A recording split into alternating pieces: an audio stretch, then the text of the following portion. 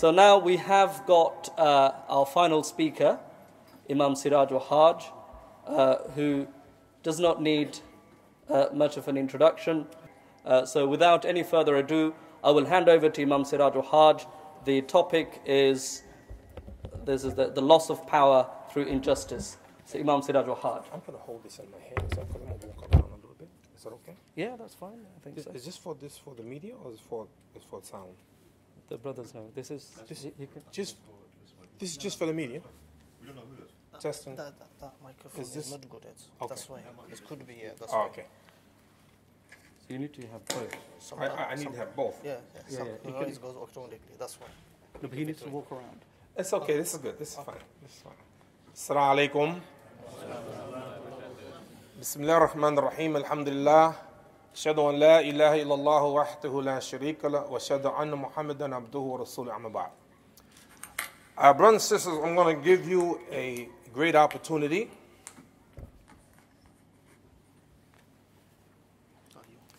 You are going to determine how long I'm going to speak. You never heard that before, right?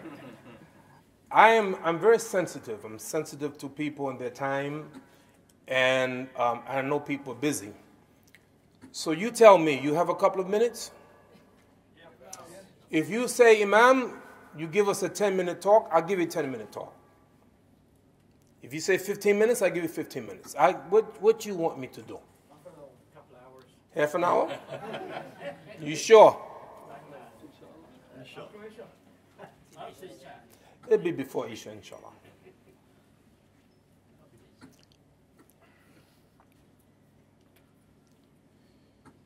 If you study the Quran and you study the Sunnah of the Prophet, peace and blessing be upon him, you will see that this idea of justice is so prominent. Everywhere you look in the Quran, everywhere you look in Hadith, this idea of justice. And you have to make a decision almost every day. You have to judge something, somebody. Oftentimes you have to be a judge. And I admit to you that it is difficult. For instance, one of the most eloquent things that our Prophet, peace and blessing be upon him, said, "Innama ana bashar." I am only a human being.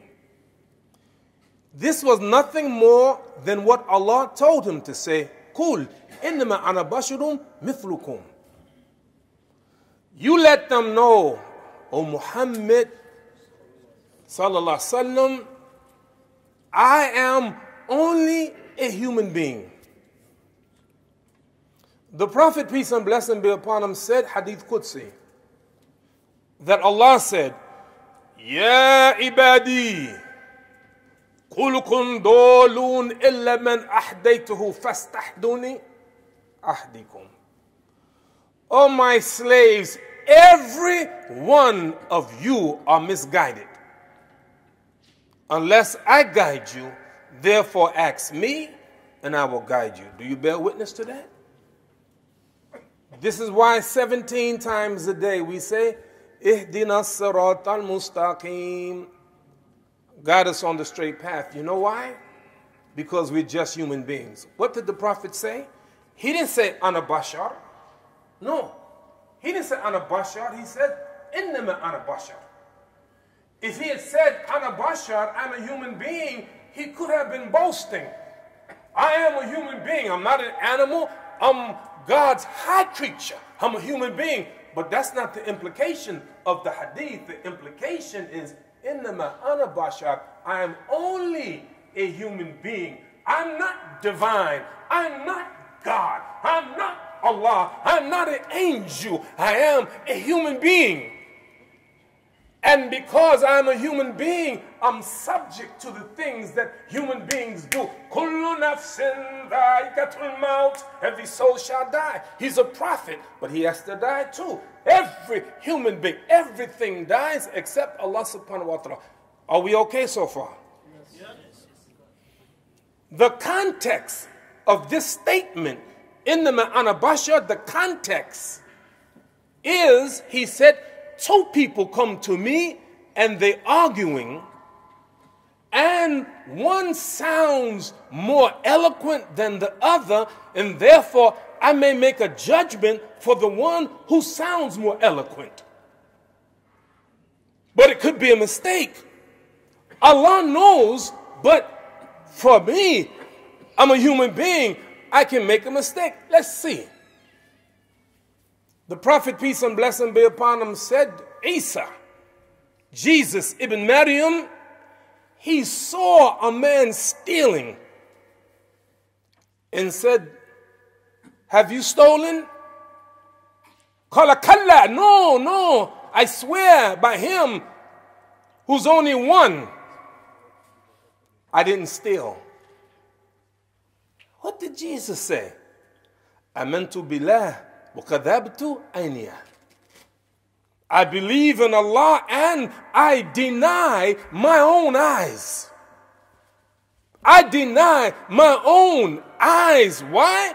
Because he's a human being. He's not divine. He's not God. He's not the Son of God. He is a human being. So therefore, as a human being, we may not always get it right.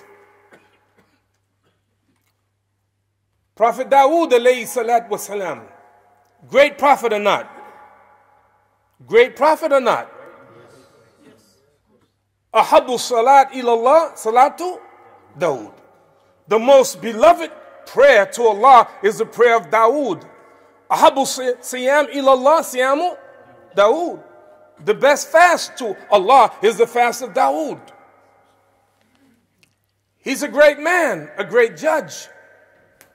He was called upon to make a judgment between two women, each one of them having a baby. And the wolf took one of the babies away. And so they went to Dawood alayhi salatu wasalam and said, the wolf took her baby. He said, no. She said, the wolf took her baby.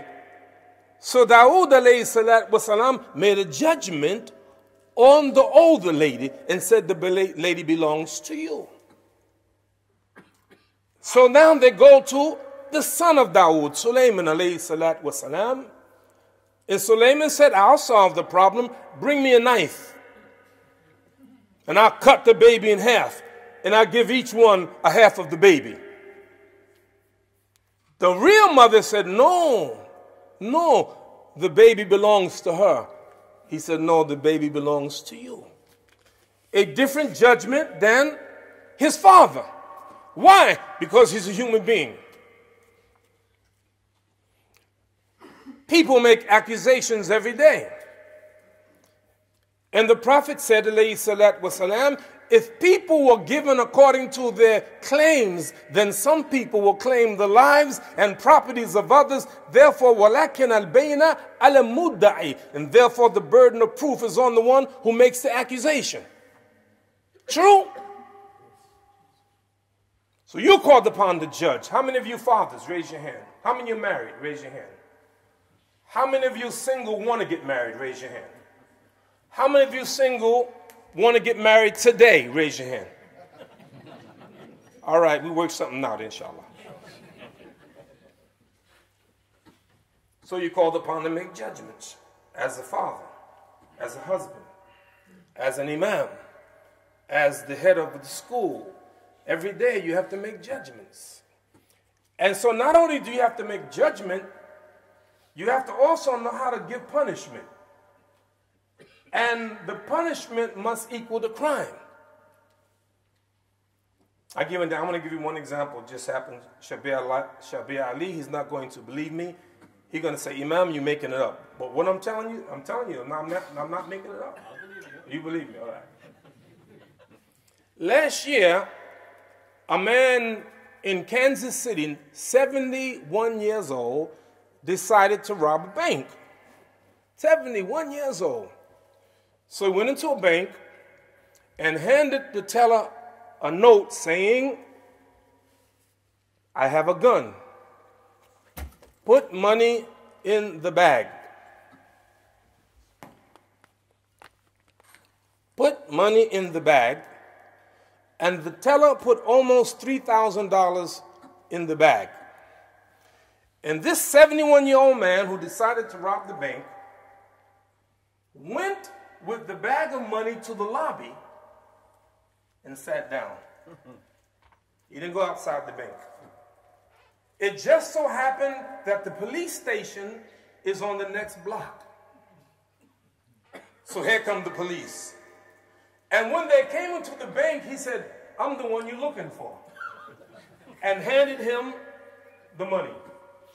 And they arrested him. And he was just sentenced a couple of days ago. When he stood in front of the judge asked him, "Why did you commit the robbery?" He said, "Because I thought that jail was better than staying with my wife." Dr. Jamal, I'm telling you the truth. So now the judge have to make a determination, okay, what are we going to do with this 70-year-old man? What kind of sentence we going to give him? So the judge was really smart, and the judge said, okay, we're going to give you 6 months of home confinement.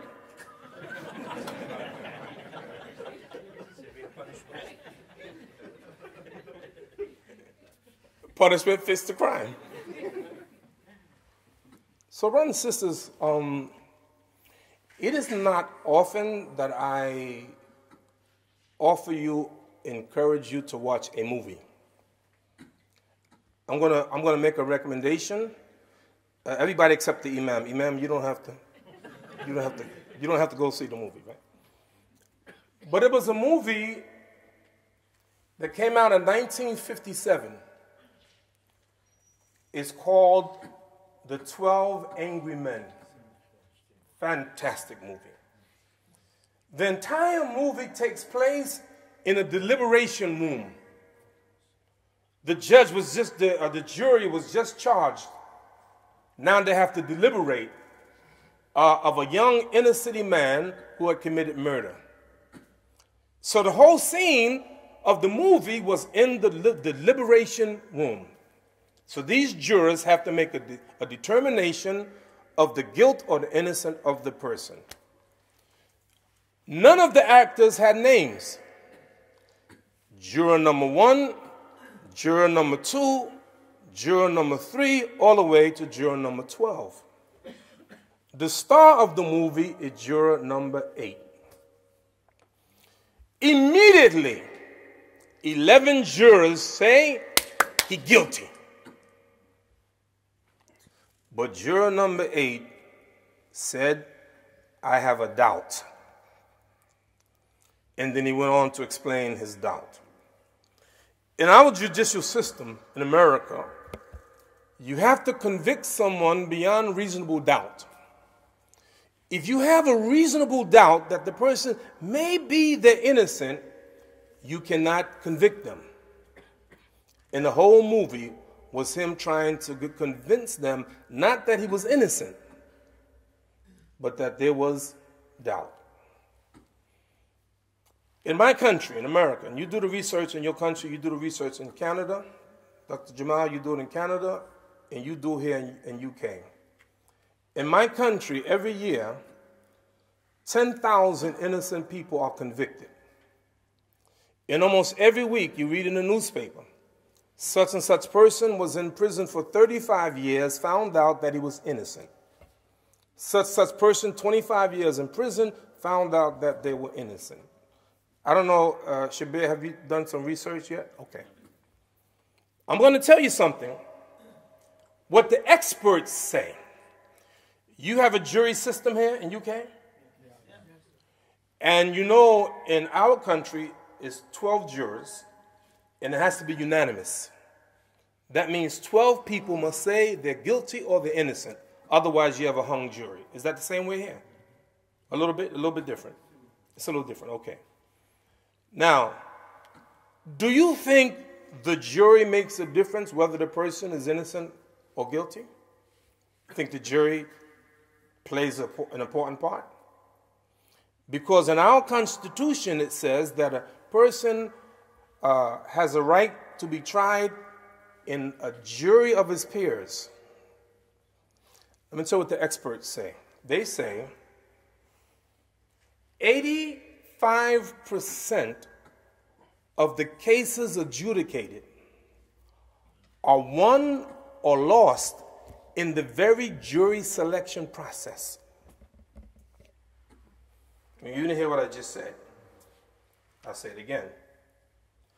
85% of the cases adjudicated are won and lost in the very jury selection process. Do you think it makes a difference, as you as a Muslim, if you went to court and all the jury were non-Muslims? Is it possible that it will make a difference? It's possible. So, justice. I'm going to tell you something very interesting that happened. One of the most prestigious universities in the world is in the United States called Harvard. And Harvard Law School, one of the most prestigious. Imam?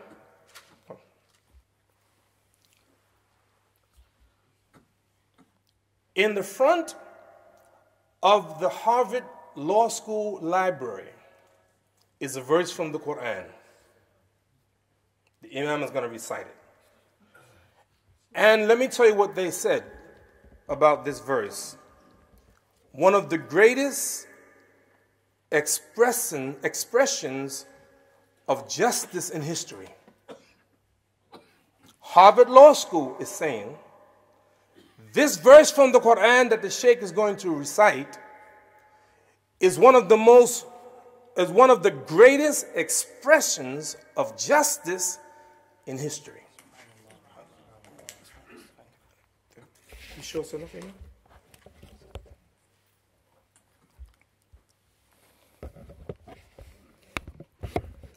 أعوذ بالله من الشيطان الرجيم. بسم الله الرحمن الرحيم. يا أيها الذين آمنوا كونوا قوامين بالقسط شهداء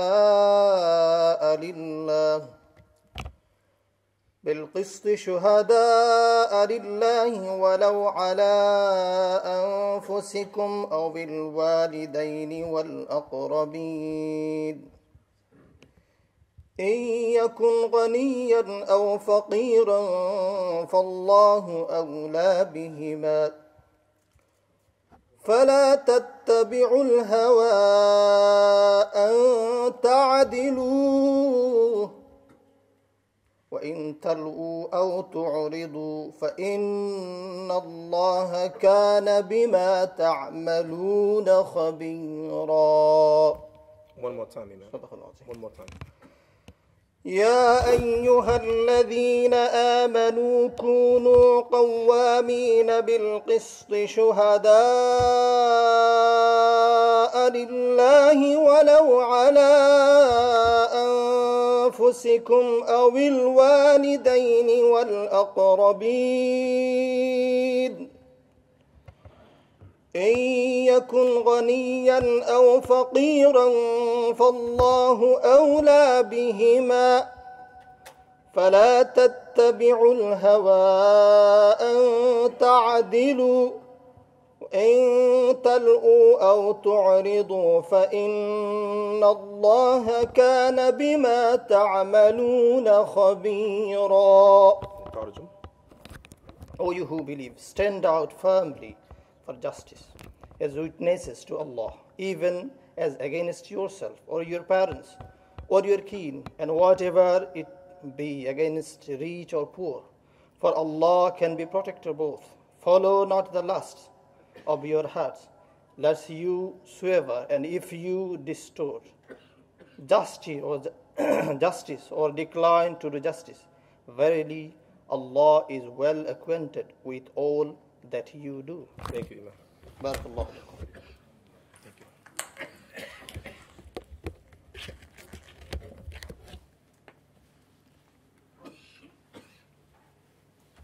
Amazing.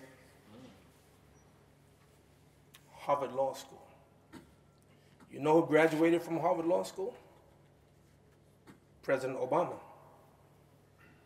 Not Mr. Trump. I'm just saying. Brothers and sisters, justice. The Prophet ﷺ said, "Sab'a yudhilluhum Allah fi dhillihi yawma la dhilla illa dhilluhu." And the first one he mentioned, Imamul Adl. 7 people will be shaded by Allah on a day when there's no shade except Allah's shade. And the first one he mentioned is a just Imam. Justice. One of the names of Allah, Muqsit. Al-Muqsit. He's just. Inna Allah la yadlimu mithqala dharratin. Allah said in Quran, Allah's not unjust, not even an atom's weight. And you have to understand that Allah is just. Now, 2 years ago in Atlanta, Georgia, a Muslim named Riyadh, 6 years old, was the manager in his mother's restaurant. And someone came and robbed him and killed him. 3 children during the month of Ramadan. And he was well known, giving charity, feeding the people. Everybody knew him. I went to his janazah. His janazah, thousands of people, Muslims and non-Muslims. Allah is just, no?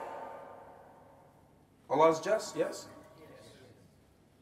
Do you think that this person who killed him has to stand before Allah? Do you think that Allah forgot what he did? No. He has to pay the price. So therefore, the punishment must equal the crime. He was arrested, he's in jail now, and guess what? He happens to be Muslim. I know him. I know his father. His father's an Imam. Can you imagine? He's in jail now, but really, Yawm al-Qiyamah, when he has to stand before Allah subhanahu wa ta'ala, what would be his punishment? According to a hadith of the Prophet, peace and blessing be upon him, I mentioned the other day about muflis, a person who's bankrupt on Yawm al-Qiyamah will be a person who have all these good deeds and they will lose all of them and be thrown in the hellfire. One of them, the Prophet talked about those who commit murder. I put in my heart, I ain't never going to commit murder. I ain't killing nobody. Inshallah, I'm going to kill nobody except in defense of ourselves. Even the Bible said, thou shalt not kill. So for me, I'm worried about myself. Nafsi, nafsi, nafsi. I'm worried about doing something to somebody because there's going to be a price to pay. What price to pay? According to the hadith of the Prophet, peace and blessing be upon him, if you killed someone, you have to take some of your hasanat and give it to that person that you killed. And if you run out of hasanat, Allah's going to take their sayyat, the evil deeds, and put on you. I'll ask you a question. Is that fair? Is that fair? Okay, it's fair, right? How does Allah determine how much hasanat you have to do to make up for murder? For instance, do you think that one prayer is sufficient? I'm asking you. You think one prayer is sufficient? Allah is going to take one prayer from you? You think that's sufficient? 2 prayers? 1,000 prayers? 5,000 prayers? 1,000,000 prayers? How you figure it out? One way Allah might do it, because Allah knows how long he would have lived and how many prayers he would have made, how much zakat he would have given, how much good he would have done, and he's now deprived of it because you now killed him because you wanted some damn money. You want some money, so you kill the man now. They got the 3 boys, 3 children, have no father. His wife has no husband. His mother has no son. Because you greedy and you wanted some food or you wanted some money and you robbed the man's car. And now you got to stand before Allah subhanahu wa ta'ala. A friend of mine named Abdullah, lives in Columbus, Ohio, went to visit Ghana. And Ghana means of exchange is called CD. It's called CD. You have UK money, we have money in Canada, money in US. So the means of exchange is called CD. And this brother Abdullah, when he came to visit me in New York, he said, Imam, I have in my possession thousands of dollars worth of CDs, and I forgot to exchange it before I left Ghana. Could you find out if you can exchange them for me? I said, no problem. I called the bank, First Bank, a large bank in New York City. I said, my friend has some CDs from Ghana. Could you exchange it? They said, I'm sorry, we cannot. No problem. I called the second bank. I said, my friend has some CDs, thousands of them from Ghana. Could you exchange them? They said, I'm sorry, we can't. And the third one I called laughed at me. He said nobody would exchange American dollars for CDs. So he had to keep it, no value. My advice to you, the next time you go to Ghana and you have some CDs in your pocket, exchange them before you leave.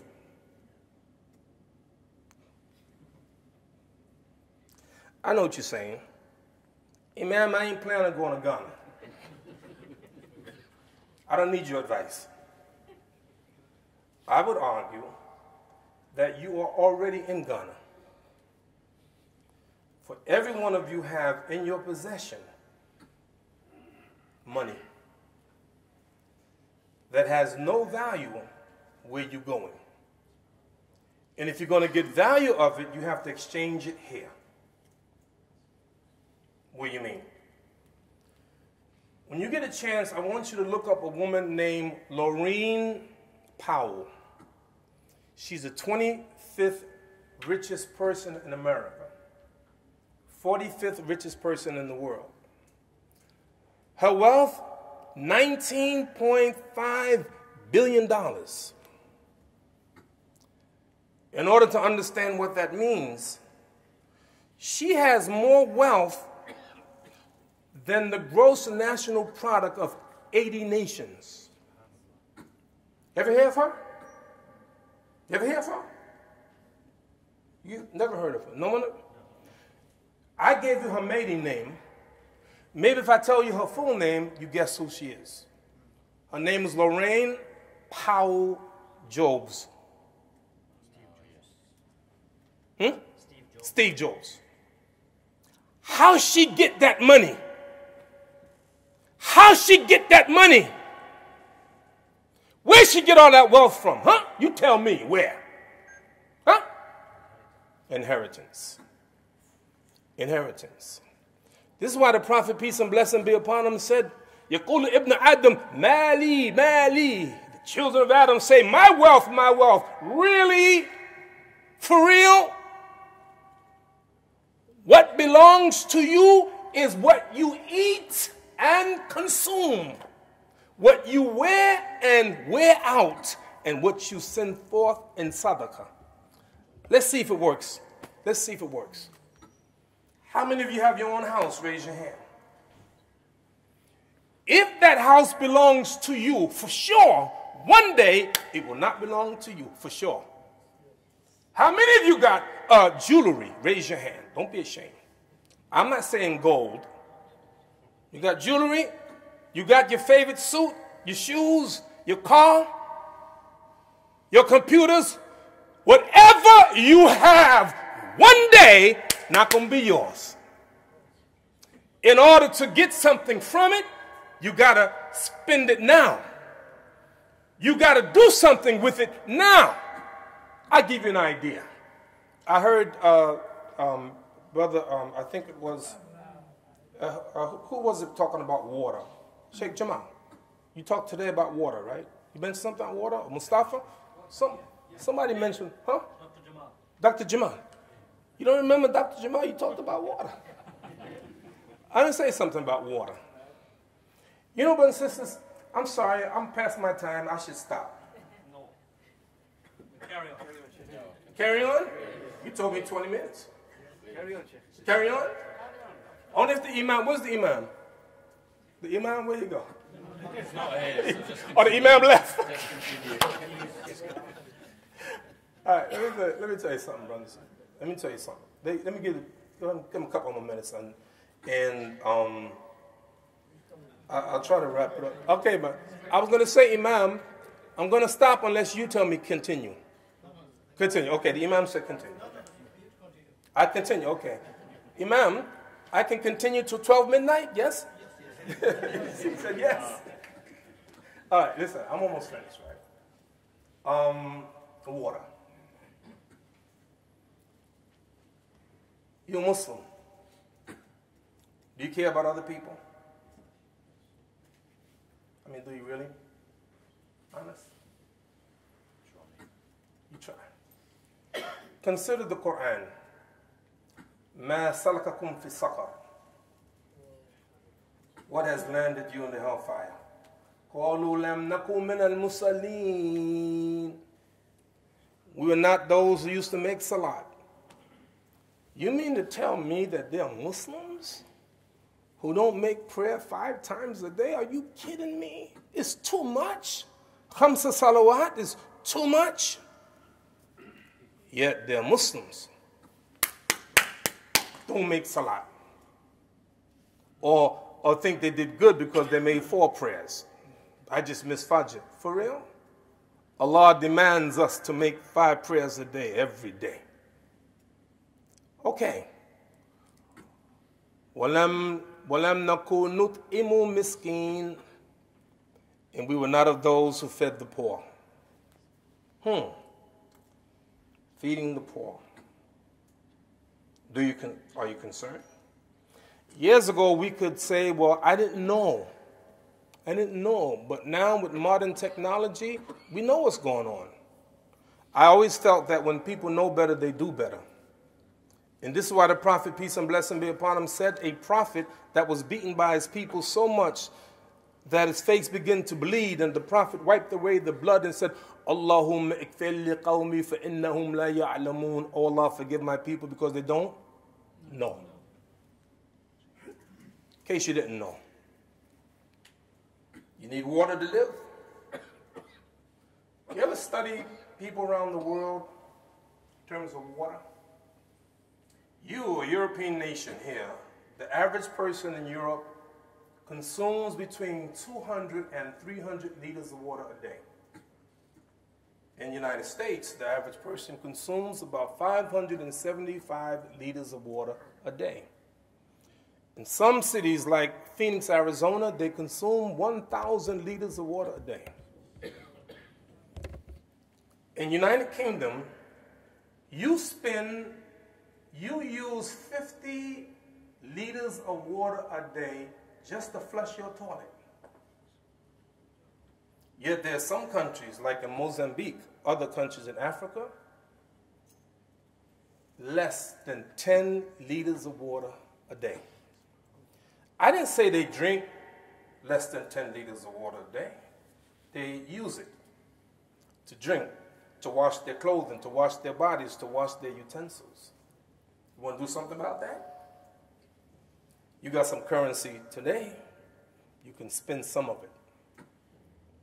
Because Allah subhanahu wa ta'ala is just, and part of our religion is zakat. In my conclusion,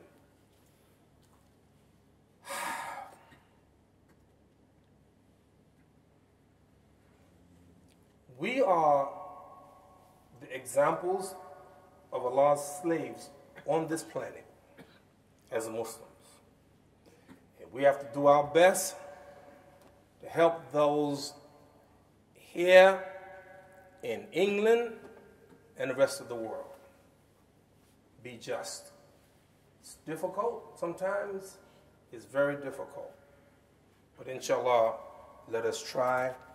And I leave you with this last word.